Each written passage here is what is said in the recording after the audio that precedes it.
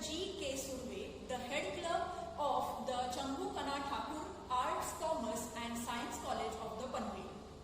Surve sir will guide us on the important aspect of the role of administrative staff with respect to grants from various external agencies, role of PFMS in utilization of grant and its various essential terms. We hope that the session will be guiding torch for all our administrative staff. On the behalf of ZSCT Thakur Shyamnarayan Degree College, with a deep gratitude, I thank Mr. G.K. Surve sir for imparting his best knowledge on the said topic. Sir, the information shared by you will be really beneficial to all of us for one of the most important admin procedures of preparing various reports of utilization. Thank you so much. नमस्कार, मी Gangaram Krishna Surve, head clerk Changu काना Thakur arts commerce and science college. Thakur Shyamnarayan degree college या महाविद्यालयाने lecture series organise केली आहे आणि त्याच्यासाठी मला invitation दिलं, त्याच्याबद्दल मी या महाविद्यालयाचा आभारी आहे. माझं प्रेझेंटेशन जे आहे त्याचा विषय आहे preparing for utilization statement for government bodies.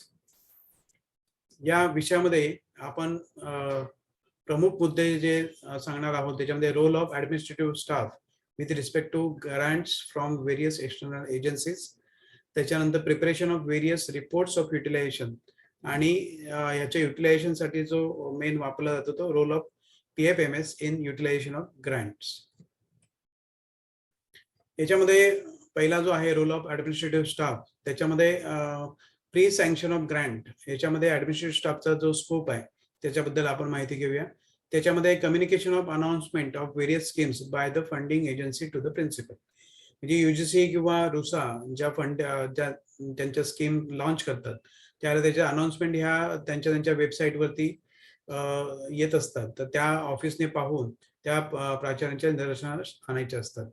त्याचप्रमाणे त्या लॉन्च झाल्यानंतर त्याच्या ओरिएंटेशनसाठी म्हणून UGC किंवा त्या funding agencies orientation programme arrange करतात आणि त्या जे ओरिएंटेशन प्रोग्राम असतात ते आपण स्टाफने अटेंड करणं गरजेचं असतं. हे ओरिएंटेशन प्रोग्राम्स अटेंड केल्यानंतर त्याच्यानंतर प्राचार्य जे मीटिंग ऑर्गनाईज करतात त्याच्यावरती डिटेल चर्चा केली जाते. त्या स्कीममध्ये जे काही प्रोव्हिजन्स दिलेले आहेत डेव्हलपमेंटसाठी किंवा ती ग्रँट युटिलाइज करण्यासाठी, त्या आपल्या कॉलेजच्या दृष्टिकोनातून कशा उपयोगी ठरतील आणि कुठल्या बाबींवरती ॲलोकेशन कसं करावं याचं चर्चा करण्यासाठी म्हणून जी मीटिंग प्राचार्य ऑर्गनाईज करतात त्या मीटिंगमध्ये पण आपण सहभाग घेणं गरजेचं आहे. आणि त्याच्यानुसार प्रिपरेशनसाठी बॅक ऑफिसने त्यांना मदत करणं गरजेचं आहे. जर त्या मीटिंगमध्ये काय घडलं, त्यानंतर ओरिएंटेशन प्रोग्राममध्ये काय सांगितलं, अनाउन्समेंटमध्ये काय काय गाईडलाईन दिलेल्या आहेत, या सगळ्याचा अभ्यास जर आपण केलेला असेल तर ते प्रपोजल ज्यावेळेला बनवलं जातं त्यावेळेला त्या प्रपोजलमध्ये जे काय बनवलं जाते, जे टाकलं जाते त्याच्या पाठीमागचा सगळा गोषवारा आपल्या लक्षात येतो आणि ते प्रपोजल व्यवस्थित होण्यासाठी मदत होते. आणि हे प्रपोजल तयार झाल्यानंतर ते आपल्याला त्या कन्सर्न फंडिंग एजन्सीला सबमिट करायचं असतं.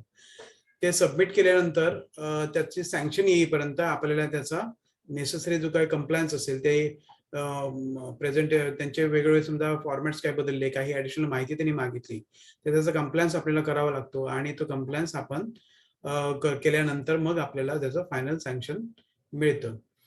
आता हे सँक्शन मिळाल्यानंतर हल्ली आता ते सँक्शन पहिल्यांदा पत्राने यायचं, परंतु आता ते सँक्शन आपल्याला मेलद्वारे येतं. त्याचप्रमाणे ते ग्रँट्स आपल्याला ज्या येतात त्या आपल्या बँकेच्या अकाउंटमध्ये जमा होतात. या जमा झालेल्या ज्या आहेत ग्रँट्स, म्हणजे पत्र रिसिव्ह झालं मेलवरती किंवा ग्रँट जमा झाली आपल्या बँक अकाउंटमध्ये, तर ते आपण प्राचार्यांना कम्युनिकेट केलं पाहिजे. त्याच्यानंतर जे अप्रुव्हलचं पत्र आपल्याला आलं त्या पत्रामध्ये जे आपल्याला गाईडलाईन दिलेलं आहे, त्याचं ॲलोकेशन जे दिलेलं आहे वेगवेगळ्या हेड वाईज, त्या पद्धतीने त्याचं युटिलायझेशन करण्यासाठी म्हणून आपला जो डिटेल प्रोजेक्ट रिपोर्ट आपण सबमिट केलेला प्रपोजलवर तो आणि त्या स्कीमच्या गाईडलाईन्स याच्या अनुषंगाने आपण त्याचं युटिलायझेशन करायचं असतं. याच्यामध्ये जी प्रोसेस आहे युटिलायझेशन मध्ये ती invitation of quotations, tenders, E tenders, त्याच्यानंतर प्रिपरेशन ऑफ कंपॅरेटिव्ह स्टेटमेंट्स, जे टेंडर्स आले, कोटेशन्स आले त्याचं कंपॅरेटिव्ह स्टेटमेंट बनवणं, त्याचे प्रिन्सिपल आणि मॅनेजमेंटकडून अप्रुव्हल घेणं, त्याच्यानंतर ते परचेस करण्यासाठी त्यांना परचेस ऑर्डर किंवा वर्क ऑर्डर इश्यू करणं आणि ते मटेरियल रिसिव्ह करून घेणं, प्रोक्युरमेंट करणं, त्यासाठी लागलेला फॉलोअप करणं आणि जे मटेरियल रिसिव्ह झालं ते योग्य पद्धतीने झाले की नाही, जे आपण पर्चेस ऑर्डर दिली त्याप्रमाणे आलं की नाही, याचा शहानिशा करणं आणि त्याचं रेकॉर्डिंग आपल्या अकाउंट्समध्ये तसंच आपल्या डेस्कटॉपमध्ये वगैरे करणं गरजेचं असतं. आणि हे सगळं करत असताना PFMS ची सिस्टीम आपल्याला वापरायची असते. त्याचा फुल फॉर्म आहे पब्लिक फंड मॅनेजमेंट स्कीम, जे गव्हर्नमेंट आज त्यांचं सगळे फंड्स युटिलाइज करण्यासाठी या स्कीमचा वापर केला जातो. सगळ्या ज्या पब्लिक एजन्सीज आहेत त्यांच्यासाठी ही कॉमन सिस्टीम केलेली आहे. हे सगळं युटिलायझेशन झाल्यानंतर आपल्याला त्या सगळ्या युटिलायझेशनचं डॉक्युमेंटेशन त्या कन्सर्न फंडिंग एजन्सीला सबमिट करायचं असतं. त्याच्यामध्ये काय काय येतं तर preparation for various reports and statement of utilisation of grants. वेगवेगळे रिपोर्ट्स आपल्याला बनवावे लागतात. त्याचा आपण डिटेल स्टडी नंतर घेणार आहोत. Maintain of separate accession register for books and journals आणि बुक्स जे असतात त्या प्रत्येक स्कीम वाईज आपण त्याचं सेपरेट ॲक्सेशन रजिस्टर आपण मेंटेन करणं गरजेचं असतं. Maintain of separate desktop register. ज्या काही इक्विपमेंट असेट आपण परचेस केलेले आहे त्याचं वेगळं डेस्कटॉप रजिस्टर ठेवून त्याच्यामध्ये त्याच्या नोंदी घेणं आवश्यक असतं. हे सगळे जे परचेस झाले त्याचं ऑडिट करून त्याचं सर्टिफिकेशन करून घेऊन त्याचे जे रिपोर्ट्स आहेत त्याचं सर्टिफिकेशन करून घ्यावं लागतं आणि ते रिपोर्ट्स आपल्याला त्या फंडिंग एजन्सीला सबमिट करायचे असतात. Submission of utilisation report along with necessary documents to the funding agency. म्हणजे त्या फंडिंग एजन्सीने ज्या गाईडलाईन दिलेल्या आहेत त्याच्यामध्ये त्यांनी युटिलायझेशन रिपोर्ट्स जे सबमिट करायचे आहेत ते रिपोर्ट सबमिट करताना त्याच्याबरोबर काय काय जोडायचं आहे, काय काय अहवाल त्याच्याबरोबर द्यायचे आहेत याचा उल्लेख त्याच्यामध्ये केलेला असतो. त्याप्रमाणे आपल्याला युटिलायझेशन रिपोर्ट्स बनवावे लागतात.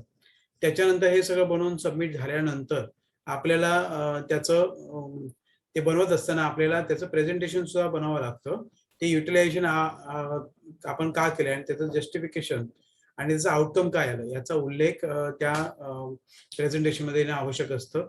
ज्यावेळेला ते आपण युटिलायझेशन सबमिट करतो आणि ते सँक्शन करण्यासाठी म्हणून आपल्या इंटरफेस मीटिंग ऑर्गनाईज केल्या जातात. ते ऑनलाईन असतील ऑफलाईन असतील त्यावेळेला आपल्याला हे जे प्रेझेंटेशन आपण बनवलेले आहे त्याच्या अनुषंगाने आपल्याला डॉक्युमेंटेशन सबमिट करावं लागतं, प्रेझेंट करावं लागतं. तर प्राचार्यांच्या सोबत आपल्याला हे प्रेझेंटेशन तयार करत असताना त्या प्रोसिजरमध्ये आपण असलो तर त्याला सपोर्टिंग काय काय आपल्याला द्यायचं आहे याचा आपल्याला स्पष्ट कल्पना आपल्याला असते. त्याच्यामुळे आपल्याला सपोर्टिंग हँड म्हणून प्राचार्यांच्या सोबत मदत करता येते. त्याच्यानंतर हे इंटरफेस मीटिंगमध्ये कंप्लायन्स प्रेझेंटेशन झाल्यानंतर ती जी इंटरफेस मीटिंगची ती कमिटी आहे ती आपल्याला वेगवेगळे कंप्लायन्स करायला सांगते किंवा ती एजन्सी काही ॲडिशनल डॉक्युमेंट मागते तर ते डॉक्युमेंट आपल्याला सबमिट करावे लागतात till the settlement of the Grant. जोपर्यंत आपल्याला त्या फंडिंग एजन्सीकडून त्या ग्रँटचं सेटलमेंटचं लेटर येत नाही, क्लिअरन्स येत नाही तोपर्यंत आपल्याला तो कंप्लायन्स पूर्ण करावा लागतो. आणि हे जे सगळे ग्रँट्स आपण युटिलाइज केले त्याचा रेकॉर्ड्स आपल्याला रिझर्व करावा लागतो टिल म्हणजे ग्रँट मिळाल्यापासून ते ग्रँटचं युटिलायझेशन होऊन सेटलमेंट होईपर्यंत, सेटलमेंटचं लेटर मिळेपर्यंत सगळा रेकॉर्ड आपल्याला प्रिझर्व करावा लागतो. आणि याची माहिती आपल्याला IQAC ला द्यावी लागते, देणं गरजेचं असतं. कारण ते आपल्याला AQR आणि RAR मध्ये टाकून त्याचे क्रेडिट्स जे आहेत ते आपल्याला मिळून आपला स्कोर नॅकच्या मूल्यांकनामध्ये चांगला मिळण्यासाठी त्याची मदत होते. त्याच्यामध्ये त्याचं रेकॉर्डिंग जे आहे ते व्यवस्थित करणं गरजेचं असतं.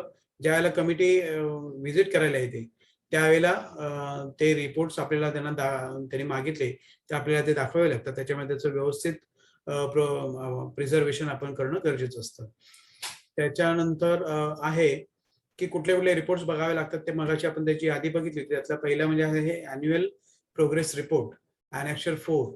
आता ह्याच्यामध्ये UGCचे हे मी एक ग्रँट घेतलेली आहे. त्याच्यामध्ये जो अॅन्युअल प्रोग्रेस रिपोर्ट आहे त्याच्यामध्ये name and address of the college, name of the principal of the college, period of the progress report. हा प्रत्येक रिपोर्ट जो आहे तो फायनान्शियल इयर वाईज आपल्याला सबमिट करायचा असतो. आणि त्या फायनान्शियल इयरमध्ये activities taken up during the year, काय ऍक्टिव्हिटी घेतल्या त्या ब्रीफमध्ये याच्यामध्ये मांडायच्या असतात. Utilisation of grant during the year, किती अमाऊंट त्यात वापरली गेली, टोटल आलेल्या ग्रँट पैकी किती अमाऊंट आपण त्याच्यामध्ये वापरली याचा उल्लेख इथे करायचा असतो. स्पेसिफिक आउटकम, ब्रीफमध्ये त्याचा आउटकम आपल्याला काय मिळालं ते ग्रँट युटिलाइज केल्यानंतर आपण ज्यावेळेला प्रपोजल सबमिट करतो, DPR सबमिट करतो त्यावेळेला आपण तिथे आपलं ऑब्जेक्टिव्ह काय आहे, आपलं आउटकम काय असणार आहे हे आपण तिथे उल्लेख केलेला असतो. मग त्या फायनान्शियल इयरमध्ये ती ग्रँट युटिलाइज केल्यानंतर आपल्याला काय आउटकम मिळालं त्याचा उल्लेख आपण या स्पेसिफिक आउटकम मध्ये करायचा असतो. आणि डिफिकल्टीज एन्काउंटर इन इम्प्लिमेंटेशन म्हणजे ते युटिलाइज करत असताना काही अडचणी आल्या का, किंवा ज्या गाईडलाईन्स आहेत त्याच्यामुळे काही रिस्ट्रिक्शन आले का ते युटिलाइज करताना, आउटकम मिळवण्यासाठी त्याच्यात अडथळे आले का, त्याचा उल्लेख याच्यामध्ये करायचा असतो. म्हणजे त्याच्या अनुषंगाने ती फंडिंग एजन्सी पुढच्या वेळेला ज्यावेळेला गाईडलाईन्स ठरवेल त्यावेळेला ते अपग्रेडेशन करणं सोपं होऊ शकतं. आणि खाली सर्टिफिकेट आहे. हे जे युटिलायझेशन सर्टिफिकेट आहे प्राचार्य आणि सीएनच्या सहीने सर्टिफिकेट ऑथेंटिकेट त्याचं करायचं असतं. त्याचा त्याच्यानंतर आहे अॅन्युअल, हे आपण त्याचा फर्स्ट पार्ट आपण हा अॅन्युअल प्रोग्रेस रिपोर्ट झाला आणि त्याच्यानंतर आपण बघतोय अॅन्युअल युटिलायझेशन सर्टिफिकेट. याचा प्रोफॉर्मा जो आहे तो GFR 12A आहे, सी रूल 238(1).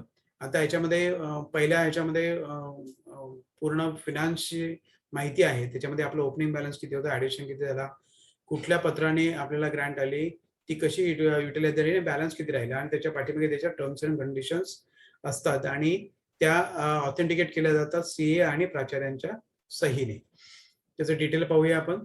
त्याच्यामधला जो पहिला पार्ट आहे युटिलायझेशन सर्टिफिकेटचा, त्याच्यामध्ये नेम ऑफ द स्कीम, जी स्कीम आहे त्याचं नाव याच्यामध्ये येणं गरजेचं असतं. त्याच्यानंतर ती रिकरिंग होती की नॉन रिकरिंग त्याचा स्पष्ट उल्लेख याच्यात करायचा असतो. आता ही GDS स्कीम घेतलेली आहे आपल्या रिजनल UGC ऑफिस कडून आपल्याला मिळते ग्रँट, आणि त्याच्यामध्ये रिकरिंग आणि नॉन रिकरिंग असे दोन्ही पार्ट त्याच्यामध्ये समाविष्ट असतात. त्याच्यामुळे इथे रिकरिंग नॉन रिकरिंग ग्रँट टाकलेली आहे. आणि आता त्यानंतर grant position at the beginning of the financial year, हे cash in hand and bank, जे कॅश किंवा बँकेत असलेली जी अमाऊंट आहे त्याचा ओपनिंग बॅलन्स इथे टाकायचा असतो. अनएडजस्टेड ऍडव्हान्सेस म्हणजे गेल्या वर्षी कोणाला ऍडव्हान्सेस दिलेले असतील, अनसेटल्ड ऍडव्हान्सेस, ते त्याचा उल्लेख इथे येणं गरजेचं असतं. आणि टोटल किती ओपनिंग बॅलन्स होता हा इथे येणं अपेक्षित आहे. आता हे आपण पहिलंच वर्ष असल्यामुळे ओपनिंग बॅलन्स इथे 0 आहे. त्याच्यानंतर 4 नंबरच्या पॉईंटमध्ये त्याच्यामध्ये अनस्पेंड बॅलन्सेस ऑफ ग्रँट रिसिव्ड, पहिलं वर्ष असल्यामुळे इथे नील आहे. त्याच्यानंतर त्या ग्रँटवरती किती इंटरेस्ट आपल्याला मिळाला त्याचा उल्लेख इथे करायचा असतो. पहिलं वर्ष असल्यामुळे इथे काही ग्रँट जमा झालेले नाही, किंवा आमचं ते अकाउंट आहे ते इन्स्टिट्यूशनल अकाउंट असल्यामुळे त्या अकाउंटला इंटरेस्ट मिळत नाही, त्याच्यामुळे तो 0 आहे. त्यानंतर तो जो आता इंटरेस्ट मिळतो तो आपल्याला परत त्या फंडिंग एजन्सीला रिटर्न करावा लागतो चलनाने. तो जो काही रिटर्न केला असेल तर त्याचा उल्लेख कॉलम नंबर 3 मध्ये यायचा असतो. त्यानंतर त्या फायनान्शियल इयर मध्ये आपल्याला ज्या पत्रान्वये ग्रँट रिसिव्ह झाली त्याचा सँक्शन नंबर, डेट, अमाऊंट याचा उल्लेख या 4 नंबरच्या कॉलम मध्ये येतो.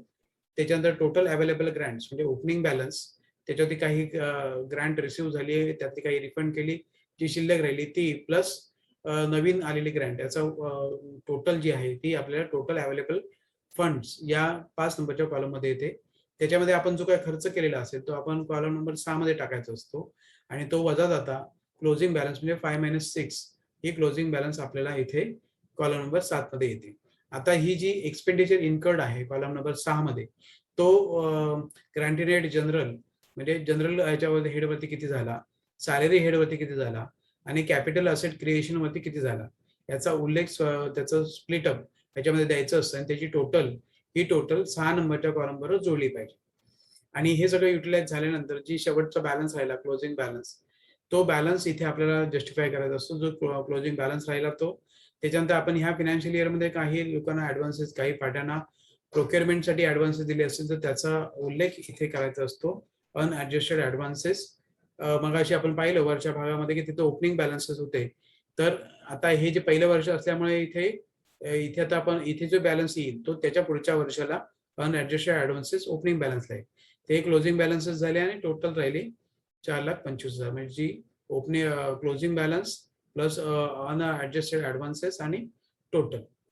त्यानंतर त्याच्या पाठीमागचा जो दुसरा पार्ट तो आपण पाहिला त्याच्या शेवटच्या भागामध्ये 7 नंबरच्या पॉईंटला तिथे स्कीमचं नाव लिहायचं असतं. जी काही स्कीम असेल ती इथे GD आहे म्हणून GD लिहिलेली आहे. त्याच्यानंतर ह्याला सर्टिफाय करायचं असतं सीएने, त्याच्यात सीएचं नाव, त्यांचं एजन्सीचं शिक्का आणि त्याच्या मेंबरशिपचा नंबर याचा स्पष्ट उल्लेख त्याच्यामध्ये असणं गरजेचं असतं, आणि त्यांचे सिग्नेचर, आणि तसंच प्राचार्यांच्या सहीने ते ऑथेंटिकेट करायचं असतं. असं ती ग्रँट जेवढे वर्ष आपण वापरली तेवढ्या प्रत्येक फायनान्शियल इयरसाठी आणि त्या टर्मसाठी आपल्याला प्रत्येक इयर वाईज त्याचे युटिलायझेशन अॅन्युअल युटिलायझेशन सर्टिफिकेट्स बनवायचे असतात. दरवर्षी वापर झाल्यानंतर त्याचा रिपोर्ट अॅन्युअली आपल्याला त्या फंडिंग एजन्सीला सबमिट करायचं असतो.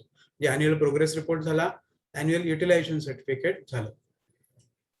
त्याच्यानंतर मगाशी आपण ते पहिल्या वर्षाचं पाहिलं, आता आपण दुसऱ्या वर्षाचं पाहतोय. आता ते क्लोजिंग बॅलन्स आता आपण पाहिले की त्याचे क्लोजिंग बॅलन्स जे होते ते इथे आता ओपनिंग बॅलन्सला आले, ऍडव्हान्सेस इथे ओपनिंग बॅलन्सला आलेले आहेत. त्याच्यानंतर तोच बॅलन्स आता इथे कॉलम नंबर 1 मध्ये आला. इंटरेस्ट 0 आहे, डिपॉझिटेड रिटर्न केलेला इंटरेस्ट 0 आहे. त्याचं नवीन परत काही ग्रँट्स त्याच स्कीम खाली आलेले आहेत, त्याचा उल्लेख इथे आपण केला. आणि त्याचं टोटल ग्रँट अवेलेबल जी झाली ती अगोदरचं ओपनिंग बॅलन्स, नवीन आलेले ग्रँट टोटल, त्यानंतर त्याचा काही खर्च झाला, त्याचा खर्चाचा आकड्याचा उल्लेख किती आहे आणि किती शिल्लक राहिला. तो जो खर्च झाला तो कुठल्या कुठल्या हेडवरती झाला, जनरल म्हणजे रिकरिंग हेडवरती आणि नॉन रिकरिंग हेडवरती झाला. सॅलरीचे आयटम शक्यतो या स्कीम मध्ये आपल्याला युजीसी किंवा रुसा सॅलरी कंपोनंट आपल्याला देत नाहीत, पण हा सॅलरी कंपोनंट त्यांच्या फॉर्मॅटचा एक भाग आहे. कारण गव्हर्नमेंट एजन्सीज, गव्हर्नमेंट ज्या ऑर्गनायझेशन्स आहेत त्या आपल्याला सॅलरी ग्रँट वगैरे देतात, त्यांना ह्या कॉलमचा उपयोग होतो. परंतु आपल्यासाठी हा हेड जनरली ह्याचा कुठे उल्लेख त्याच्यामध्ये येत नाही. त्याच्यामुळे आपल्याला इथे जनरलमध्ये आपल्याला रिकरिंग एक्सपेन्सेस, रेव्हेन्यू एक्सपेंडिचर आणि कॅपिटल एक्सपेंडिचर हा असेट क्रिएशन मधला ह्या हेडखाली घ्यायचा असतो. आणि त्याची टोटल इथे, ही जी टोटल आहे ती कॉलम नंबर 6 बरोबर जोडली पाहिजे. आणि हे शिल्लक राहिलेली जी अमाऊंट आहे ती कॅश इन हँड किती आहे, बँक किती आहे, त्याचा उल्लेख इथे. त्याच्यात परत काही ऍडव्हान्सेस दिलेले असतील तर त्याचा ऍडव्हान्सचा उल्लेख इथे आणि टोटल. अशा प्रकारे म्हणजे पुढच्या वर्षांची, अशा प्रकारे ह्याच्या पुढच्या वर्षासाठी हे जे शेवटी दिलेले आहेत कॉलम 3 नंबरच्या मुद्द्यामध्ये जे आकडे आहेत ते आपले त्याच्या पुढच्या वर्षी ओपनिंगला येतील. अशा पद्धतीने आपण अॅन्युअल प्रोग्रेस रिपोर्ट आणि अॅन्युअल युटिलायझेशन सर्टिफिकेट याची माहिती घेतली. त्याच्यानंतर आहे statement of income and expenditure. म्हणजे आता हे अॅन्युअल इयर वाईज आपले जे एक्सपेंडिचर झालेले आहेत, जे अॅन्युअल प्रत्येक वर्षाला आपल्याला जे काही ग्रँट्स आले त्याचा क्युम्युलेटिव्ह एक statement of income and expenditure आपल्याला बनवायचा असतो. आणि तो बनवताना आपल्याला मुद्दे लक्षात घ्यायला हवेत की त्या स्कीमचं नाव, ती स्कीम कुठल्या पत्रान्वये, कुठल्या फाईल नंबरने आपल्याला मिळालेली, त्याचा उल्लेख वरती येणं गरजेचं आहे. त्याच्यानंतर त्या ग्रँट्स आपल्याला इयर वाईज कुठल्या पत्राने किती किती आल्या त्याचा उल्लेख इथे. त्याच्यामध्ये समजा ती ग्रँट युटिलाइज करताना काही पार्ट कॉलेजचा समजा गेलेला असेल तर कॉलेजचं कॉन्ट्रीब्युशन त्याच्यामध्ये येणं गरजेचं आहे. त्याच्यामध्ये स्टेट गव्हर्नमेंटचंही काय कॉन्ट्रीब्युशन असेल तर ते इथे येणं गरजेचं आहे. त्यानंतर इंटरेस्ट सोर्सने काही समजा ग्रँट आलेली आहे, काही मिळालेले आहे, किंवा इंटरनल सोर्सेस मधून आपण काही मिळवलेले असतील त्याचे, त्या स्कीमच्या अंडर अजून काही इन्कम त्याच्यामध्ये ऍड केलेले असतील ते युटिलाइज करताना, तर त्याचा उल्लेख इथे यायला हवा. आणि त्या सगळ्याची टोटल ही खालच्या ह्याच्यामध्ये येते. त्याच्यानंतर जे आपल्याला स्कीम दिलेली आहे त्या स्कीम मध्ये त्यांनी हेड वाईज अलोकेशन दिलेलं असतं. त्या हेड वाईज अलोकेशन प्रमाणे जो खर्च झालेला आहे तो नॉन रिकरिंग आणि रिकरिंग, त्याचा उल्लेख आपल्याला हेड वाईज ह्या स्टेटमेंटमध्ये करायचा असतो. आणि टोटल खर्च किती झाला, किती समजा ती ग्रँट अॅन्युअल ज्याला आपण देतो, आता हे क्युम्युलेटिव्ह झालं, अॅन्युअल ज्याला प्रत्येक वेळेला देतो त्यावेळेला ह्याच्यामध्ये ग्रँट शिल्लक राहिलेली असणार आहे, त्याचा उल्लेख इथे असावा. म्हणजे किती वापरले, किती शिल्लक राहिली याचा उल्लेख इथे येईल. आणि जर आता एका वर्षासाठी, पहिल्या वर्षासाठी वापरलं तर त्याचा एका वर्षाचा रिपोर्ट येईल, 2 वर्षासाठी असेल तर 2 वर्षाचा येईल, 3 वर्षाचा 3 वर्षाचा. आणि ऍट द एंड आपल्याला सगळ्या वर्षांचा ह्याचा क्युम्युलेटिव्ह हा रिपोर्ट तयार करत असतो. आणि तो मगाशी दाखवल्याप्रमाणे सीए आणि प्राचार्य या दोघांच्या सहीने ऑथेंटिकेट करून तो आपल्याला सादर करायचा असतो. त्याच्यानंतर मगाच्या मुद्द्यांमध्ये आपण पाहिलं असेट सर्टिफिकेट, ह्याच्यामध्ये आता इक्विपमेंटचं घेतलेले, जे इक्विपमेंट आपण परचेस केलेले आहे त्या इक्विपमेंटसाठी आपल्याला असेट सर्टिफिकेट त्याचं बनवायचं असतं. ते आपण डेस्कटॉपमध्ये त्याची एंट्री केलेली असते, परंतु आपल्याला त्याचं सर्टिफिकेट आपल्याला त्या फंडिंग एजन्सीला द्यायचं असतं. मग ते किती ग्रँट आली, त्या ग्रँट मधला किती पार्ट आपण त्या ह्याच्यावरती खर्च केला, आणि ते कुठल्या कुठल्या आयटमवरती आपण खर्च केला, त्या प्रत्येक आयटम वाईज त्याची क्वांटिटी किती आहे, त्या आयटमचं नाव काय आहे, त्याचे पार्ट नंबर काय आहे, स्पेसिफिकेशन, त्याचे पूर्ण स्पेसिफिकेशन, त्याची क्वांटिटी, त्याचं कुठल्या बिला अंतर्गत ते परचेस झालं, त्याची अमाऊंट किती होती आणि ते कशासाठी वापरले, त्याचं जस्टिफिकेशन इन ब्रीफ आपल्याला द्यायचं असतं. आणि त्याची सगळ्याची टोटल जी आहे ती त्या हेड वाईज इक्विपमेंटच्या हेडला ती जाऊन जोडली पाहिजे. आता आपण त्याच्यामध्ये वेगवेगळे हेड दिलेले आहेत, वेगवेगळे ऍस्पेक्ट त्याच्यामध्ये असतात युटिलायझेशनचे. त्या सगळ्या स्कीम मध्ये मिळून आपल्याला जे काही इक्विपमेंट आपण परचेस केलेले आहे त्याचा सगळ्याचा उल्लेख या इक्विपमेंटच्या सर्टिफिकेटमध्ये येणं गरजेचं असतं. आणि बाकीच्याच रिपोर्ट प्रमाणे हे पण प्राचार्य आणि सीएनच्या सहीने ऑथेंटिकेट करणं गरजेचं असतं. त्याच्यानं आहे ऍक्सेशन सर्टिफिकेट. याच्यामध्ये बुक्स अँड जर्नल जे आपण परचेस करतो, जसं आपण असेट सर्टिफिकेट बनवलं तसं ऍक्सेशन सर्टिफिकेट, त्याचं सेपरेट ऍक्सेशन रजिस्टर आपण मेंटेन करतो. आणि असेटसाठी सुद्धा आपण सेपरेट डेस्कटॉप रजिस्टर मेंटेन करतो. आणि ह्या ऍक्सेशन सर्टिफिकेटमध्ये ज्या ऍक्सेशन नंबर त्याच्यामध्ये उल्लेख केलेले आहे त्या ऍक्सेशन रजिस्टरमध्ये, त्याचा पासून पर्यंतचा उल्लेख ते ब्रेकमध्ये असेल तर ब्रेकच्या हिशोबाने आपण देणं गरजेचं असतं. आता स्कीम वाईज आपण ते ऍक्सेशन रजिस्टर ठेवतो. फंडिंग एजन्सी वाईज, म्हणजे समजा युजीसी आहे, रुसा आहे, तर त्याच्या वाईज आपण ठेवतो. त्याच्यामुळे एकाच फंडिंग एजन्सीकडून वेगवेगळ्या स्कीम अंतर्गत जर पुस्तकं आलेली असतील तर त्याचे सिरियल नंबरही येणार नाही. त्याच्यामध्ये मध्ये दुसऱ्या स्कीमचे पण पुस्तकं येणं शक्यता असते. त्याच्यामुळे अशा वेळेला या स्पेसिफिक स्कीम मधून जी पुस्तकं घेतलेली आहेत ती रेकॉर्ड केलेली आहे ऍक्सेशन रजिस्टरमध्ये, त्यांचे नंबर याच्यामध्ये उल्लेख येणं गरजेचं असतं. आणि ते लायब्ररियन, प्रिन्सिपल आणि सीए यांच्या सहीने ऑथेंटिकेट करायचे असतात. त्याच्यानंतर हे जे मगाशी आपण consolidate utilisation income and expenditure statement बनवलं, त्याच्यामध्ये हेडवाईज आपण सगळे खर्च दाखवलेले आहेत एक्सपेंडिचरचे. त्याच हेडवाईज एक्सपेंडिचरचं आपण हेडवाईज त्याचे सगळे उल्लेख जंत्री त्याची आपल्याला ते द्यायची असते. आता मी सॅम्पल दाखवतो. याच्यामध्ये वरती ती स्कीम कुठल्या पत्राने आणि कधी कधी आलेली आहे ग्रँट, त्याचा उल्लेख वरती आहे. त्याच्यानंतर इन्स्ट्रुमेंटेशन मेंटेनन्स फॅसिलिटी, मग त्याच्यावरती serial number, name of the person, म्हणजे कुठल्या व्यक्तीला ऑनरेरियम दिला असेल तर त्या नेम ऑफ पर्सन येईल. त्याच्यानंतर समजा कुठल्या एजन्सीकडून आपण काय परचेस केलेलं असेल तर त्या एजन्सीचं नाव आणि त्याचे डिटेल्स त्याच्यामध्ये यायला हवेत.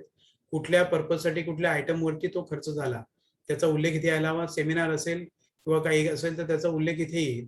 आणि एखादी वस्तू आपण परचेस केली, एखादं इक्विपमेंट रिपेअर केलं असेल त्याचा उल्लेख आपल्याला इथे द्यायचा असतो. डिटेल परचेस अँड आयटम याच्यापैकी जो लागू असेल त्याचा पर्टिक्युलर्स आपल्याला इथे द्यायचे असतात. त्यानंतर ते बिल नंबर, डेट किंवा व्हाउचर इंडिव्हिज्युअलला दिलं असेल तर व्हाउचर नंबर, त्याचा उल्लेख आपल्याला या 4 नंबरच्या कॉलममध्ये करायचा असतो. त्याच्यावर अमाऊंट किती खर्च झाली, त्याचा रेट किती होता, पिरियड किती होता आणि डेट. मेंटेनन्स असेल किंवा एखाद्या इंटरनेटचं आपण सबस्क्रिप्शन घेतलेलं असेल तर त्याचा पिरियड किती आहे, त्याचा रेट काय लागला, पर मंथली होता, क्वार्टरली होता, अॅन्युअली होता, आणि तो पिरियड किती कव्हर झाला आणि कधीपासून त्याचा यूज स्टार्ट झाला, हे सगळं आपल्याला इथे द्यायचं असतं. किंवा एखादा खर्च झाला तर तो कुठल्या डेटला झाला, जो रिलेव्हंट असेल तो त्या हिशोबाने त्याप्रमाणे आपण याच्यामध्ये माहिती द्यायची असते. आणि जो काही युटिलायझेशन केलं त्याचं जस्टिफिकेशन शॉर्टमध्ये इथे आपल्याला द्यायचं आहे. याच पद्धतीने इतर हेडवरती सुद्धा झालेला जो खर्च आहे प्रत्येक हेड वाईज आपल्याला द्यायचा आहे. आणि त्याची जी टोटल आहे ती आपली जी आपण इन्कम अँड एक्सपेंडिचर स्टेटमेंट जे बनवलं त्याच्याबरोबर ती बेरीज ती युटिलायझेशनची अमाऊंट टॅली झाली पाहिजे. आणि हे पूर्ण स्टेटमेंट ही प्राचार्य आणि सीएनच्या सहीने ऑथेंटिकेट करून ते आपल्याला सादर करायचं असतं. त्याच्यानंतर consolidation of utilisation in Excel sheet. आता आपण जे मगाशी बनवलं एका इयर वाईज असेल तर आपल्याला सरळ हेड वाईज आकडे मिळतात. परंतु जसं जसं वर्ष वाढत जातात, 2 वर्षासाठी 3 वर्षासाठी ती ग्रँट वापरली गेली असेल तर त्याचं कन्सॉलिडेशन करणं गरजेचं असतं. त्याच्यामध्ये एक्सेल शीटमध्ये आपण हेड वाईज रो घेऊन अॅन्युअल इयर वाईज आपण रिकरिंग, नॉन रिकरिंग अशा प्रकारचे खर्च टाकले तर आपल्याला त्याचं कन्सॉलिडेशन मिळणं आणि ते आपण त्या इन्कम अँड एक्सपेंडिचर स्टेटमेंटमध्ये टाकणं सोपं जाऊ शकतं. त्याच्यामुळे अशा प्रकारचा रेकॉर्ड आपण मेंटेन करणं गरजेचं असतं. आणि मगाशी ते दाखवले आपण हेड वाईज रिपोर्ट, तेच हेड वाईज रिपोर्ट ह्याच्यापेक्षा आणखी डिटेलमध्ये आपण प्रत्येक हेड वाईज एक्सेलमध्ये दुसऱ्या शीटमध्ये बनवले आणि त्याची समरी इथे घेतली तर ते सगळं टोटल युटिलायझेशन रिकन्साइल व्हायला आपल्याला मदत होऊ शकते. त्याच्यामुळे year wise recurring, non recurring, head wise एक्सपेन्सेसचं कन्सॉलिडेशन करणं, त्याचं रेकॉर्ड ठेवणं गरजेचं आहे. ते आपल्याला कन्सॉलिडेशनसाठी फायनल रिपोर्ट अचूक बनवण्यासाठी त्याचा उपयोग होतो.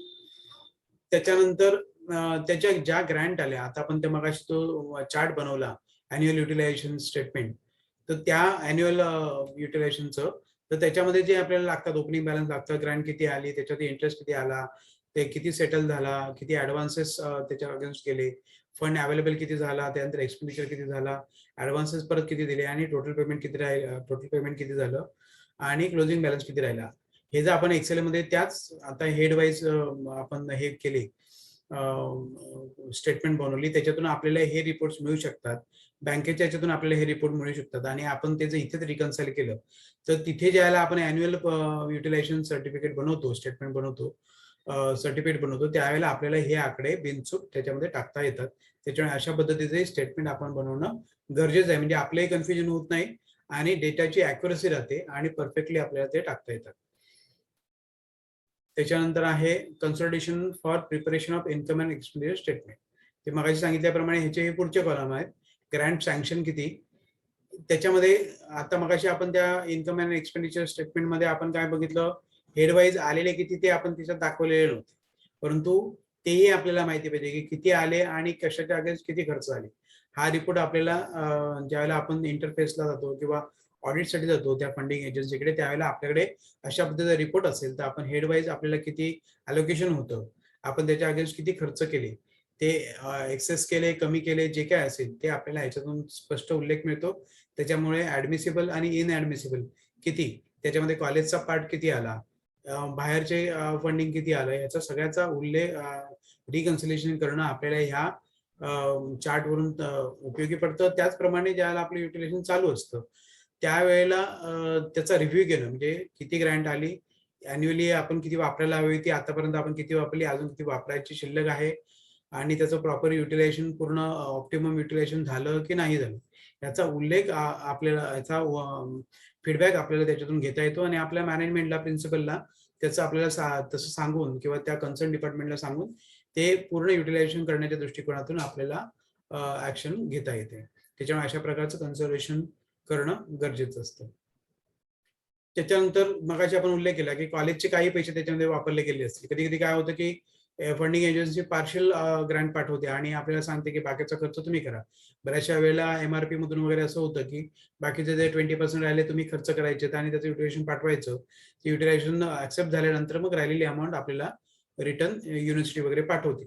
तर त्याच पद्धतीने जर आपल्या काही पैसे त्याच्यामध्ये खर्च झाले असतील तर ती फंडिंग एजन्सी, म्हणजे युजीसीने आमच्याकडे मागितलं होतं सीपी ग्रँटच्या वेळेला, तर त्याच्याप्रमाणे ते बॉरो का केले त्याचं कारण जस्टिफिकेशन आपल्याला त्याला द्यावं लागतं. ते जस्टिफिकेशन अशा पद्धतीने आपल्याला तयार करून त्यांना देता येतं. त्याचं जे काही कारण असेल ते आपण त्याचा उल्लेख करून ते प्राचार्यांच्या सहीने आपण लेटरवरती द्यायचं असतं. त्याच्यानंतर सगळ्यात महत्वाचं म्हणजे इंटरेस्ट सर्टिफिकेट. आता ज्या सगळ्या ग्रँट्स येतात त्या सगळ्या ग्रँट्स आपल्या एकाच अकाउंटमध्ये येतात आणि त्या अकाउंटमध्ये आल्यानंतर आपल्याला आता हल्ली आपल्याला इंटरेस्ट सर्टिफिकेट द्यावं लागतं. पण ते इंटरेस्ट सर्टिफिकेट देत असताना बँकेत तर सगळ्या एकाच अकाउंटमध्ये सगळ्या ग्रँट आलेले आहेत, परंतु इंटरेस्ट म्हटलं बायफर्केट केलेलं नाही.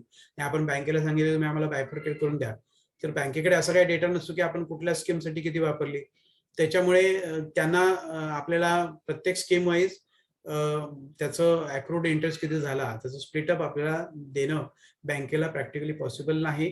त्याच्यामुळे आपण अॅन्युअल इंटरेस्ट सर्टिफिकेट बनवून म्हणजे ते कशा पद्धतीने आपल्याला करता येईल याचं काही स्टेप्स मी ते सांगितलेले आहेत, ते आपण बघूया. Prepare statement of interest credit in bank account having following columns. अशा प्रकारचं आपण स्टेटमेंट बनवू शकतो. Split about statement financial year wise. Financial year wise आपल्याला इंटरेस्टचं बायफरेक्शन करायला हवं. Submit about statement to bank and get financial year wise interest certificate. म्हणजे टोटल इंटरेस्ट किती आपल्याला मिळाला बँकेतून त्याचं एक स्टेटमेंट बनवायचं, ते स्प्लिट करायचं फिनान्शियल इयर वाईज आणि त्या पद्धतीने आपण फिनान्शियल इयर वाईज बँकेकडून इंटरेस्ट सर्टिफिकेट घ्यायचे. Consolidated utilisation of various schemes financial year wise. सगळ्या स्कीम ज्या आपल्याला त्या बँक अकाउंटमध्ये आलेल्या आहेत त्याच्या युटिलायझेशनचं कन्सल्टेशन आपण त्याच्यामध्ये तयार करून घ्यायचं. त्याच्यानंतर प्रत्येक स्कीम वाईज त्याचं ऍव्हरेज अमाऊंट बँकेमध्ये किती होती प्रत्येक फायनान्शियल इयरमध्ये ती आपण कॅल्क्युलेट करायची आणि त्या प्रपोर्शनेटली आपण जो काही इंटरेस्ट आपल्याला मिळालेला आहे तो इंटरेस्ट आपण प्रोरेटा बेसिसवरती स्प्लिट करायचा आणि ते जे स्प्लिट केलेलं इंटरेस्ट आहे त्याचं आपण एक स्टेटमेंट बनवून ते प्राचार्यांच्या सहीने ऑथेंटिकेट करून कॉलेजच्या लेटर हेडवरती आपण त्या फंडिंग एजन्सीला या सगळ्या डॉक्युमेंट सहित आपण सबमिट करायचं आणि ते इंटरेस्ट बरोबर आहे हे आपण त्यांना जस्टिफाय करून ते इंटरेस्ट सर्टिफिकेट त्यांना द्यायचं आहे. आता ह्याच्यामध्ये येतो प्रश्न तो हे ऍक्च्युअल कॉम्प्युटेशन कसं करायचं, तर त्याच्यासाठी आता आपण हे कुठले स्टेटमेंट बनवले ते पाहूया. आता ह्याच्यामध्ये आपण प्रत्येक फायनान्शियल इयर मध्ये कुठल्या डेटला इंटरेस्ट जमा झाला, त्या इंटरेस्टचा पिरियड कधीपासून कधीपर्यंत होता, किती इंटरेस्ट आपल्याला मिळाला, त्या फायनान्शियल इयर मध्ये एकूण इंटरेस्ट किती मिळाला याचा उल्लेख ह्याच्यामध्ये ह्या स्टेटमेंटमध्ये आपण घेतलेला आहे. त्याच्यानंतर आपण त्या स्टेटमेंटच्या हिशोबाने, त्या स्टेटमेंट प्रमाणे आपण बँकेकडून ते इंटरेस्ट सर्टिफिकेट मिळवले. त्याच्यानंतर आपण ती जी ग्रँट युटिलाइज झाली प्रत्येक त्या अकाउंटमधून, त्या अकाउंटचे प्रत्येक स्कीम वाईज, प्रत्येक इयर वाईज किती किती अमाऊंट युटिलाइज झाली, ग्रँट युटिलाइज झाली, त्याचा याच्यामध्ये त्याची एक कन्सॉलिडेट स्टेटमेंट आपण बनवली. आणि त्याच्यानंतर त्याचं ॲव्हरेज अॅन्युअल फंड कॉम्पिटिशन, म्हणजे आता प्रत्येक स्कीम वाईज, आता ह्याच्यामध्ये एक स्कीम आपण समजा घेतली तर त्या स्कीमचा ओपनिंग बॅलन्स किती होता, आणि त्याच्यानंतर ती त्याचं युटिलायझेशन किती झालं, आणि कशी किती शिल्लक राहिली, ती किती दिवसांसाठी शिल्लक राहिली, हे जर आपण केलं आणि त्याला डेजनी भागलं तर आपला ॲव्हरेज फंड एकूण किती बँकेमध्ये होता तो आपल्याला कॅल्क्युलेशन याच्यामध्ये करता येतात. याच्यामध्ये ते दिवस कॅल्क्युलेट केलेले आहेत 365. त्याच्यानंतर तो फंड किती दिवस होता त्याला गुणिले करून ती अमाऊंट इथे काढलेली आहे, आणि ही अमाऊंट गुणिले ते दिवस असं ते 1,04,000 दिवस होते म्हणून ते 4 लाख काढले, आणि या सगळ्याच्या क्युम्युलेटिव्ह बेरजेला 365 ने भागल्यानंतर 1,05,945 झालं. आता हे एका स्कीमचं झालं. अशाच पद्धतीने आपण प्रत्येक स्कीमचं युटिलायझेशनचं स्टेटमेंट बनवायचं, कुठल्या कुठल्या डेटला ते खर्च झाले, बँकेतून असतील, कॅशमधून असतील, म्हणजे बँकेतून झालेले खर्च झाले आहेत, विड्रॉ केलेले आहेत, कारण बँकेतून इंटरेस्ट मिळतो, कॅशमध्ये इंटरेस्ट मिळत नाही. त्याच्यामुळे बँकेतून कसे कसे विड्रॉ झाले त्याचा उल्लेख याच्यामध्ये करून त्याच्याप्रमाणे ॲव्हरेज फंड काढायचा, आणि तो मगाशी स्टेटमेंट आली त्याच्यामध्ये तो इथे त्या इयर वाईज मांडायचा, आणि तो तो मांडून आता हा ॲव्हरेज फंड इथे मांडला आपण इयर वाईज, आणि त्याचं पर्सेंटेज काढलं, आणि ते पर्सेंटेज घेऊन त्या टोटल फायनान्शियल इयरमध्ये किती एकूण इंटरेस्ट आला तो त्या पर्सेंटेज वाईज आपण स्प्लिट केला तर आपल्याला जस्टिफायबल स्प्लिटिंग ऑफ इंटरेस्ट आपल्याला मिळतं. आणि त्याच्या हे स्टेटमेंट आपण एकदा त्या इंटरेस्ट सर्टिफिकेट बरोबर जोडलं तर त्या फंडिंग एजन्सीने ऑब्जेक्शन घेण्याचं कारण नाही, ते पूर्ण जस्टिफाय होऊन जातं. हे जे कॅल्क्युलेशन केलेले आहे ते मी UGC बरोबर डिस्कस करून याच्यावरती अशा पद्धतीने मी कॅल्क्युलेशन केले आणि माझे युटिलायझेशन सबमिट केलेले आहे. त्याच्यानंतर ते जे फायनान्शियल इयर वाईज प्रत्येक स्कीम वाईज ते आपण स्प्लिट केले, त्याचे अशा पद्धतीने स्टेटमेंट आपण फायनान्शियल इयरला किती इंटरेस्ट आला आणि प्रत्येक स्कीमला तो कसा अलोकेट केला याचा आपण या पद्धतीने ही चार्ट बनवून तो आपण त्यांना देऊ शकतो, आपल्या मॅनेजमेंटला दाखवू शकतो आणि आपल्या संग्रही ठेवू शकतो आपण. त्याच्यानंतर दुसरा पार्ट जो येतो आता ते हे सगळे युटिलायझेशन झालं, सगळे युटिलायझेशन रिपोर्ट्स आपण बघितले. त्याच्यानंतर तो इंटरेस्ट जो मिळाला त्याचं प्रो रेटा बेसिसवरती कॉम्पिटिशन कसं करायचं हे आपण पाहिलं. आता ते सगळं झाल्यानंतर व्हेरियस रिपोर्ट्स आपल्याला तयार करावे लागतात. रिपोर्ट झाल्यानंतर ज्यावेळेला आपण ते सबमिट करायला जातो त्या सबमिट करत असताना आपल्याला जस्टिफिकेशन बनवावं लागतं. ते जस्टिफिकेशन मध्ये कुठले पॉईंट येणं गरजेचं आहे की अपग्रेडेशन इन लर्निंग रिसोर्सेस, मग त्याचं इंट्रोडक्शन काय, ऑब्जेक्टिव्ह काय, इन्फ्रास्ट्रक्चर रिसोर्सेस स्पेसिफिकेशन काय त्यातून जनरेट झाले, अमाऊंट किती स्पेंड झाली आणि आउटकम किती आला, हे लर्निंग रिसोर्सेस वरती किती झालं, म्हणजे नवीन तयार अपग्रेडेशन इन लर्निंग रिसोर्सेस म्हणजे नवीन ऍडिशन काय झालं, त्यानंतर जे एक्झिस्टिंग लर्निंग रिसोर्सेस होते त्याच्यामध्ये स्ट्रेंथनिंग काय झालं, त्याचं introduction, objective, specification, amount spend आणि आउटकम. त्याच्यानंतर हे झालं इन्फ्रास्ट्रक्चरच्या बाबतीमध्ये की नवीन काय ऍडिशन झालं किंवा आहे ते स्ट्रेंथन काय केलं. त्याच्यानंतर आहे की डिटेल्स ऑफ ऍक्टिव्हिटीज कंडक्टेड, म्हणजे जे ऍक्च्युअल ऍक्टिव्हिटी रिकरिंग एक्सपेंडिचर जो आपण म्हणतो त्याच्यामध्ये कुठल्या ऍक्टिव्हिटी कंडक्ट झाल्या, त्याच्या ज्या ऍक्टिव्हिटी झाल्या किंवा जे इन्फ्रास्ट्रक्चर आपण क्रिएट केलं त्याचे फोटोग्राफ्स, त्याच्यानंतर ज्या ऍक्टिव्हिटीज कंडक्ट केल्या त्याचे फोटोग्राफ्स, आणि जर ती स्कीम जी आहे ती कंटिन्युअस असेल तर नेक्स्ट फेजमध्ये किंवा नेक्स्ट इयरमध्ये आपण काय अजून प्रोजेक्ट करतोय, म्हणजे कशासाठी पुढच्या फेज मधली ग्रँट आपल्याला का मिळावी याचे जस्टिफिकेशन देण्यासाठी म्हणून प्रोस्पेक्टिव्ह आपला जो प्लॅन आहे त्याचा उल्लेखही या जस्टिफिकेशन मध्ये येणं गरजेचं असतं. म्हणजे ज्यावेळेला इंटरफेस मीटिंग असेल त्यावेळेला ह्या पद्धतीने आपलं प्रेझेंटेशन मध्ये हे एवढे पॉईंट असणं गरजेचं आहे. हे आपण केल्यानंतर आपण मग कंप्लायन्स करून आपलं जर सेटलमेंट होईपर्यंत आपल्याला त्यांनी ते फंडिंग एजन्सी जे काय मागेल तो कंप्लायन्स आपण देणं गरजेचं असतं. त्याच्यानंतर हे जे आपण युटिलायझेशन करतो ते PFMS या सिस्टीम मधूनच करणं गरजेचं आहे, असे आता नवीन गाईडलाईन्स आलेले आहेत आणि त्या गेल्या 12 प्लॅन पासून त्याचं इम्प्लिमेंटेशन झालेलं आहे.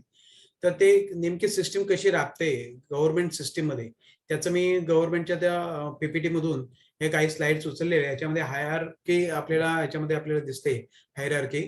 तर त्याच्यामध्ये कन्सोलिडेटेड फंड्स ऑफ इंडिया, त्याच्यानंतर सेंट्रल गव्हर्नमेंटच्या ज्या लेवल्स आहेत त्याच्यामधून IFD असेल, प्रोग्राम डिव्हिजन असेल, ड्रॉइंग अँड डिस्बर्सिंग ऑफिसर असतील, त्याच्यामधून परत ते पे अँड अकाउंट्स ऑफिसरला येतो, तिथून ते RBI ला जातो आणि RBI कडून एंड युजर जो एजन्सी आहे त्याला मिळते. आता CPE जी ग्रँट आहे त्याच्यासाठी आता आम्हाला सेकंड फेज मध्ये जे फंड्स येणार आहेत त्याच्यासाठी आम्हाला तर RBI मध्ये त्यांनी अकाउंट ओपन करायला सांगितलं, कारण हे सेंट्रल गव्हर्नमेंटची स्कीम आहे. त्याच्यामुळे ते ह्या त्यांच्या सिस्टीम मधून येऊन ती रिझर्व्ह बँकेकडे येते आणि रिझर्व्ह बँक ती डायरेक्ट जो एंड युजर ही आहे एजन्सी आहे त्याला ती डिस्बर्स करते.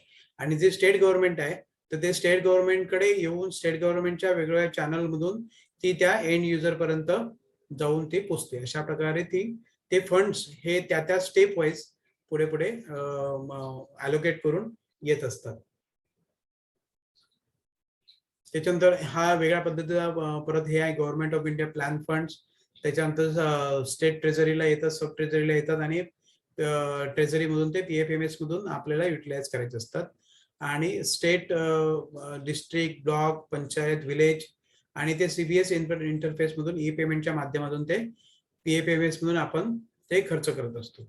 याच्यामध्ये मेन जो फायदा होतो ते की रिअल टाइम मध्ये ज्या वेळेला ती ग्रँट डिस्बर्स केली जाते त्यावेळेला ती इमिजिएटली, म्हणजे ज्यावेळेला ती एखाद्या डिपार्टमेंट मधून निघते त्यावेळेला ती डायरेक्टली DBTच्या माध्यमातून ती डायरेक्टली त्या एंड युजरच्या अकाउंटमध्ये ती अमाऊंट येऊन जमा होते. म्हणजे रिअल टाइम मध्ये ते अलोकेट केले जातात, जमा होतात आणि तसंच खर्च झाल्यानंतर सुद्धा ते परत रिव्हर्स त्याच फेज मध्ये ते रिअल टाइम मध्ये खर्च पडतात आणि त्याची माहिती मगाशी आपण जे हायरार्की पाहिली त्याच्याप्रमाणे वरच्या एजन्सी पर्यंत त्याची माहिती मिळते.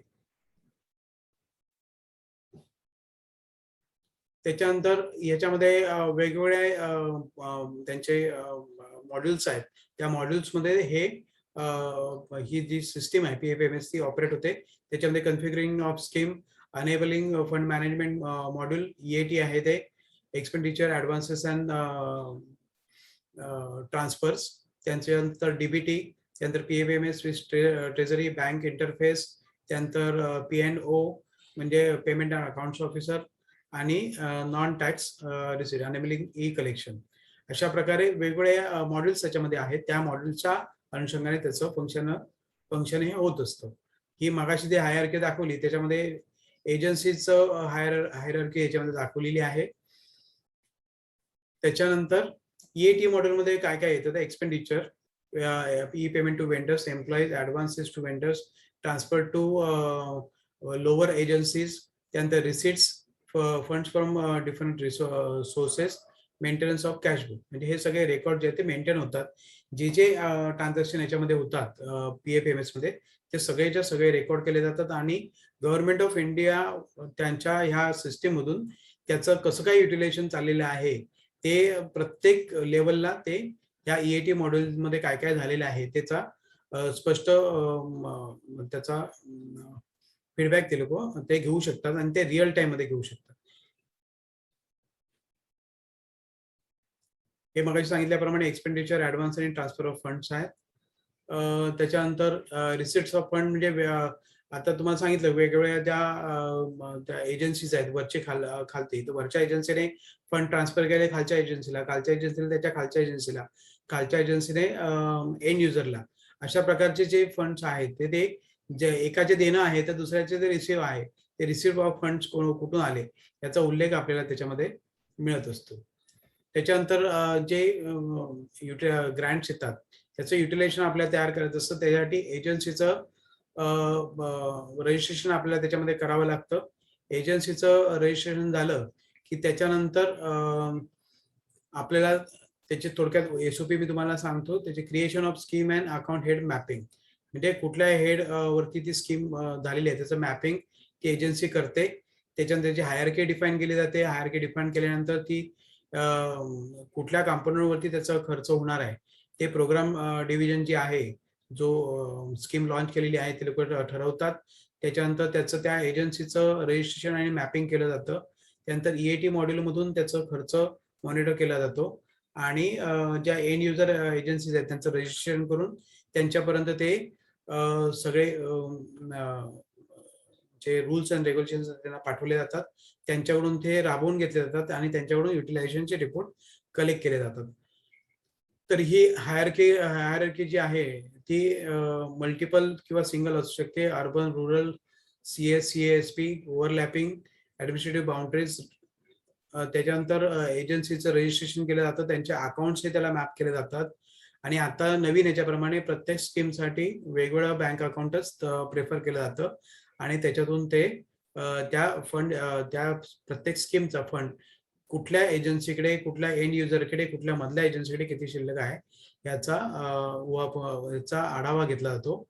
आता जे आयटम्स जे आहेत एक्सपेंडिचरचे ते EAT मॉड्यूलमधूनच हे केले जातं आणि त्याचं मॉनिटरिंग ह्या EAT मॉड्यूलमधून केला जातो.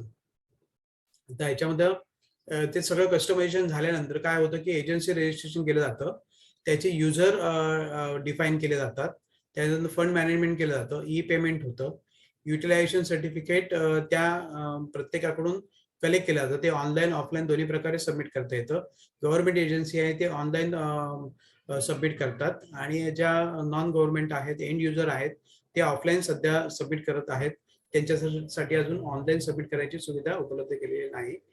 त्याच्यानंतर monitoring of performance of the banks, हे प्रत्येक ठिकाणी कसं फंड चालला आहे आणि डायरेक्ट बेनिफिशियरी पर्यंत तो फंड ट्रान्सफर होतोय की नाही याचं सगळं मॉनिटरिंग या ह्याच्यातून केलं जातं. त्याच्यामध्ये आता आपल्याकडे जे युजर आहेत त्याच्यामध्ये दोन युजर असतात. एक ऍडमिन युजर असतो मेन आणि दुसरा आहे तो ऑपरेटिव्ह असतो. म्हणजे ते मेन युजर जो आहे तो ते प्रिन्सिपल असतात आणि दुसरा जो युजर आहे ते प्रोफेसर असतात, ज्यांना त्याचा नोडल ऑफिसर, त्याचा ऍक्टिव्ह एक्झिक्युटिव्ह म्हणून त्याच्यामध्ये युजर क्रिएट केला जातो आणि ते क्रिएशन फंडिंग एजन्सी तयार करून देते. ते युजर ते एजन्सीचं रजिस्ट्रेशन करण्यासाठी आपल्याला आपल्या एजन्सीचं पूर्ण माहिती त्याच्यामध्ये द्यावी लागते आणि ती एजन्सी त्याच्यामध्ये रजिस्टर आपल्याला करून दिली जाते फंडिंग एजन्सीकडून PFFS सिस्टीम मध्ये. आणि ती केल्यानंतर त्याच्यामध्ये डिजिटल सिग्नेचर्स करता येते. त्याच्यानंतर त्याच्यामध्ये आपल्याला सर्टिफिकेट अप्रुव्हल आपल्याला किती किती मिळालेले आहे, किती आपल्याला आलेले आहेत पैसे, याचा उहापोहा त्या हायर अथॉरिटीला अशा पद्धतीने पाहता येतो. त्याचे युटिलायझेशन सर्टिफिकेट वगैरे त्यांना पाहता येतात. हे गव्हर्नमेंट एंड झालं. त्याच्यानंतर त्यांना अशा प्रकारचं GFR म्हणजे युटिलायझेशन त्यांना सर्टिफिकेट तयार करून ऑनलाईन त्यांना सबमिट करायचं असतं. त्याच्यामध्ये सगळ्या त्या प्रोफॉर्मामध्ये ते जनरेट करू शकतात, कारण ऑलरेडी सगळ्या एक्सपेंडिचर या सिस्टीममधून झालेलं असल्यामुळे त्यांचं ते इथे जनरेट होतात आणि ह्या पद्धतीने ते जनरेट झालेलं सर्टिफिकेट ते लेटर वरती त्यांच्या प्रिंट काढून ते अपलोड करतात. ते अपलोड करायसाठी हा इथे मगाशी इथे अपलोड हे केलेलं आहे, तर तुम्ही इथे अपलोड करता येतो युटिलायझेशन. त्याच्यानंतर आता जे आपलं एंड युजर जे आहे त्यांच्याकडून अशा पद्धतीने GFR 12C मध्ये युटिलायझेशन घेतलं जातं, मंथली घेतलं जातं ते, आणि मंथली अशा प्रकारचं सर्टिफिकेट बनवून आपल्याला सबमिट करायचं असतं त्या कन्सर्न एजन्सीला. त्याच्यानंतर एजन्सी रजिस्ट्रेशनसाठी हा त्यांचा स्टँडर्ड फॉर्मॅट त्यांनी दिलेला आहे, PFFSच्या वेबसाईटवरतीच आहे. तो डाउनलोड करून आपल्याला त्या प्रकारची माहिती भरून ती आपल्याला फंडिंग एजन्सीला द्यायची असते.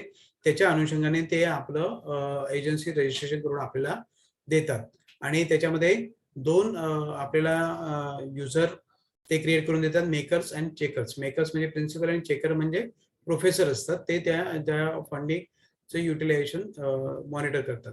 त्याच्यासाठी आपल्याला एजन्सी रजिस्ट्रेशनसाठी आपल्याला कव्हरिंग लेटर द्यावं लागतं, duly filled in proforma of agency registration द्यावा लागतो, photocopy of registration certificate of trust ती द्यावी लागते, फोटोकॉपी ऑफ टिन नंबर द्यावा लागतो, फोटोकॉपी ऑफ टॅन नंबर द्यावा लागतो, बँक अकाउंटचं मॅन्डेट आपल्याला द्यावं लागतं आणि ते प्राचार्य आणि बँकेच्या ऑथॉरिटीने साईन केलेलं लागतं आणि त्याच्याबरोबर त्या अकाउंटचा कॅन्सल चेक आपल्याला द्यावा लागतो आणि वरच्या सगळ्या डॉक्युमेंटची स्कॅन कॉपी सुद्धा आपल्याला त्यांना मेलवरती त्यांच्या पाठवायची असते आणि जे युजर्स आपल्याला क्रिएट करायचे त्यांचे KYC डॉक्युमेंट आपल्याला सबमिट करावे लागतात. मग आपलं एजन्सीचं रजिस्ट्रेशन होतं आणि युजर्सचं रजिस्ट्रेशन होतं आणि मग ते युजर्स जे आहेत ते आपलं काम करू शकतात. एजन्सी रजिस्ट्रेशन झाल्यानंतर आपल्याला अशा प्रकारची सगळी एजन्सीची माहिती PFMSच्या पोर्टलवरती मिळते. एजन्सी डिटेल्स म्हणजे सगळी जी माहिती आपण सबमिट केली ती अशा पद्धतीने आपल्याला बघायला मिळू शकते. ती एडिट करायची असेल, अपडेट करायची असेल तर आपल्याला त्यांना रिक्वेस्ट करून ती अपडेट करता येते. पासवर्ड मात्र आपल्याला आपला नंतर चेंज करता येतो. त्यानंतर एजन्सी युजर्स मॅपिंग आपण युजर तयार केले की त्याचं युजरचं जे काही स्पेसिफिकेशन आहे ते आपल्याला अशा पद्धतीने पाहता येतं. त्याच्यानंतर मॅपिंग झालं अकाउंटचं मॅपिंग ती आपल्याला फंडिंग एजन्सी करून देते. त्याच्यानंतर आपण GM पोर्टलवरून नॉन रिकरिंग परचेस आपण त्यातून करू शकतो. मोठ्या प्रमाणावरती परचेस असेल तर टेंडर मधूनही आपल्याला परचेस करता येतं. त्याच्यानंतर ह्या ज्या पोर्टल्स आहेत GM आणि महा टेंडर वरती याच्या थ्रू परचेस करण्यासाठी आपल्याला ती फंडिंग एजन्सी NIC थ्रू आपलं रजिस्ट्रेशन त्याच्यावरती करून देते आणि ते करून दिल्यानंतरच आपल्याला त्या पोर्टलवरून परचेसेस करता येतात. आणि बिलो 3 लाख जे परचेसेस आहेत ते कोटेशन वरती आपल्याला करता येतात आणि अबोव 3 लाख असतील तर ते टेंडर मागवून आपल्याला करावे लागतात. त्याच्यानंतर payment of all type of expenses हे PFMS थ्रूच करणं गरजेचं असतं आणि त्याचा मंथली रिपोर्ट मगाशी दाखवल्याप्रमाणे आपल्याला लेटरवरती तयार करून तो सबमिट करावा लागतो. त्याचप्रमाणे क्वार्टरली इंटरेस्ट त्या खात्यामध्ये किती जमा झालं याचं quarterly interest certificate, accurate certificate सुद्धा आपल्याला त्या फंडिंग एजन्सीला सबमिट करावं लागतं. आता याच्यामध्ये दाखवलेलं आहे की ज्या वेंडरला आपल्याला पेमेंट करायचं आहे तो वेंडर ऑलरेडी त्या मास्टर्सच्या लिस्टमध्ये आहे की नाही तो आपल्याला याच्यातून शोधता येतो. त्याच्यामध्ये मॅनेज वेंडर म्हणून ऑप्शन आहे, त्याच्यामध्ये जाऊन आपल्याला वेंडर सर्च करता येतात आणि ते वेंडर सर्च करून आणि ते वेंडर सर्च करण्यासाठी ते नावं प्रत्येकाने वेगवेगळ्या पद्धतीने सेव्ह केलेले असतात. सगळ्यांचे मिळून हा एक डेटा बेस आहे. त्यातून आपल्याला त्याच्या कॉन्टॅक्ट नंबरवरून आपल्याला इझिली तो ट्रेस करता येतो आणि तो जो असेल तर तो एक्झिस्टिंग आहे तो आपण वापरायचा असतं. तो जर नसेल तर आपल्याला नवीन तयार करून वेंडर त्याची पूर्ण डिटेल आपल्याला तो वेंडर रजिस्टर करायचा असतो. तो वेंडर ऍड केल्यानंतर आपल्याला एक्सपेंडिचर बुक करायचा असतो. आता जे एखाद्या पार्टीला आपल्याला पेमेंट करायचं असेल तर ह्या पद्धतीने ते स्कीम, त्याच्यानंतर एजन्सी अकाउंटचे जे आहेत त्याचे डिटेल्स आपल्याला याच्यामध्ये कुठलं अकाउंट आहे ते अकाउंट आपल्याला सिलेक्ट करावं लागतं. त्या स्कीमला कुठलं मॅपिंग केलेलं आहे ते अकाउंट आपल्याला घ्यायचं असतं तिथे आणि तो वेंडर आहे तो मोबाईल नंबरवर इथून आपल्याला सिलेक्ट करायचा असतो. कुठल्या वेंडरला आपण ते एकदा ते वेंडर फायनल झाला, टेंडरची वगैरे सगळी प्रोसेस झाली की त्याच्यानंतर त्याला पेमेंट करत असताना आपल्याला ही प्रोसिजर करायची असते आणि तो वेंडर आपल्याला मोबाईल नंबरवरून सिलेक्ट करता येतो. ते सगळं झाल्यानंतर मग आपल्याला स्कीमचं कॉम्पोनंट त्यातला वरती स्कीम आपण निवडली पण त्या स्कीम मधला कॉम्पोनंट कुठला आहे, रिकरिंगचा आहे, नॉन रिकरिंगचा आहे, तो आपल्याला तिथे सिलेक्ट करायचा असतो. किती अमाऊंट वगैरे ते वरच्या भागात येते आणि स्कीम आपल्याला सिलेक्ट करायची असते. ही स्कीम सिलेक्ट करत असताना आपण मगाशी सुरुवातीच्या भागात पाहिलं की हायरार्की त्याची आपण पाहिली. त्या हायरार्की प्रमाणे स्टेट, जनरल, त्यानंतर वेगवेगळ्या त्या स्टेप्स हायरार्कीच्या हिशोबाने कुठे ती आपली स्कीम आहे ती स्कीम आपल्याला तिथून नेमकी सिलेक्ट करायची असते. त्याचा गायडन्स आपल्याला फंडिंग एजन्सी करते. त्या सुरुवातीच्या काळामध्ये आपल्याला ते सांगून देतात की जनरल रिकरिंग आहे तो ह्या हेडवरती करायचा आहे, नॉन रिकरिंग तो ह्या हेडवरती, त्याप्रमाणे ते योग्य स्कीम तिथे सिलेक्ट करायची असते. ती झाल्यानंतर मग मॅनेज एक्सपेंडिचर मध्ये हे बुक झालं. त्याच्यानंतर मग हा तो झाला चेकरने केलेला हे झाला आणि ते तयार केल्यानंतर मेकर्सच्या लॉग इन मधून आपल्याला इथे मॅनेज एक्सपेंडिचर मध्ये जाऊन तो आपल्याला अप्रूव्ह करायचा असतो आणि तो अप्रूव्ह केल्यानंतर मग मॅन्डेट जनरेट होतं आणि ते मॅन्डेट जनरेट झालं की आपल्याला बँकेत पाठवायचं असतं आणि बँकेतून ते डायरेक्टली डीबीटी होऊन त्या बेनिफिशियरीला त्याचा ते फंड ट्रान्सफर होतं. अशा पद्धतीने PFMS सिस्टीम ही EAT म्हणजे एक्सपेंडिचर, ऍडव्हान्स आणि ट्रान्सफर अशा पद्धतीने ही एक्झिक्यूट होते. याच्यामध्ये बरेचसे व्हेरियस टर्म्स त्याच्यामध्ये वापरले जातात. त्याचं मी इथे ब्रीफ हे घेतलेलं आहे. PFMS म्हणजे पब्लिक फंड मॅनेजमेंट सिस्टीम ए म्हणजे इम्प्लिमेंटिंग एजन्सी, कारण हे शॉर्टकट्स वेगवेगळे पत्र आपल्याला पत्रव्यवहार होतो किंवा मेल येतो त्याच्यामध्ये हे शॉर्टकट्स वापरलेले असतात. मग त्याचा नेमका अर्थ काय तो लागण्यासाठी म्हणून मी हा खटाटोप केलेला आहे. त्यानंतर EAT म्हणजे expenditure advance and transfer, NIC म्हणजे नॅशनल इन्फॉर्मॅटिक्स सेंटर, PD म्हणजे प्रोग्राम डिव्हिजन, PRI म्हणजे प्रोग्राम रिलेटेड इन्व्हेस्टमेंट, ULS म्हणजे युनिव्हर्सल लायसन्सिंग सिस्टीम, त्यानंतर DSC digital signature configuration, IFD म्हणजे इंटिग्रेटेड फायनान्स डिव्हिजन, SPV म्हणजे स्पेशल पर्पज व्हेकल, त्याच्यानंतर CS म्हणजे central sector, CASP म्हणजे central assistant to state plan, CCA म्हणजे controller of certifying authority, CA म्हणजे certifying authority, CBS म्हणजे core banking solution, CINB corporate internet banking, त्यानंतर DBT म्हणजे direct beneficiary transfer, PAO म्हणजे पे and accounts officer, त्यानंतर DDO म्हणजे drawing and disbursing officer, SOP म्हणजे standard operating procedure, MIS म्हणजे management information system, UC म्हणजे utilisation certificate आणि GFR म्हणजे जनरल फिनान्शियल रूल्स. म्हणजे वेगवेगळे जे फॉर्मॅट्स आपल्याला दिलेले आहेत ते जनरल फिनान्शियल रूल्स मध्ये डिफाईन केलेले आहेत. जे लेटेस्ट गाईडलाईन्स आहेत जनरल फिनान्शियल रूल्सचे त्याच्यामध्ये सगळे फॉर्मॅट्स आहेत. त्या फॉर्मॅटच्या हिशोबानेच आपल्याला सगळं मॉनिटरिंग सगळं चाललेलं आहे पूर्ण गव्हर्नमेंट ऑफ इंडियाचं. तर त्याच्यानंतर ही जी DBT आहे त्याच्यामध्ये कुठली पूर्वतयारी करावी लागते ह्याची जंत्री मी याच्यामध्ये दिलेली आहे. ही PPT तुम्हाला हे कॉलेज तुम्हाला शेअर करेल. त्या शेअरिंग मधून आपल्याला किंवा आपल्या PFMSC जी साईट आहे किंवा गुगलवरती जरी सर्च केलं तरी हे क्वेश्चन तुम्हाला पाहायला मिळेल. ही जी पूर्वतयारी झाल्यानंतरच आपण खऱ्या अर्थाने तयार होतो DBT साठी. तर त्याच्यामुळे हे प्रश्न वाचून त्याच्या हिशोबाने जे आपल्याला ऍप्लिकेबल आहेत त्या सगळ्याचे आपण नोटिंग घेऊन त्याच्यानंतरच मग PFMS सिस्टीमच्या ऑपरेशनसाठी आपण सुरुवात केली तर आपल्याला कोणत्याही अडचणी येणार नाहीत. अडचणी आल्याच तर आपल्याला जी फंडिंग एजन्सी आहे त्यांचा हेल्प डेस्क असतो, ते हेल्प डेस्क आपल्याला मदत करत असतं आणि आपल्याला गाईडलाईन्स करतं.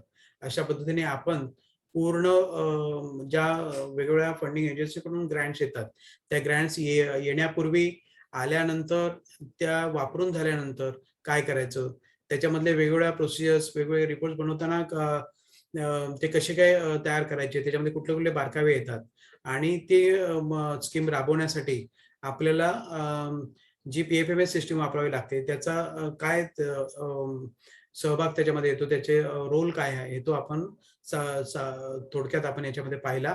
अशा पद्धतीने मला या विषयावरती माझे मत मांडण्याचं, माझं विचार, माझी माहिती तुम्हाला शेअर करण्याची संधी दिली त्याच्याबद्दल मी महाविद्यालयाचा ठाकूर कॉलेजचा आभारी आहे. Thank you very much.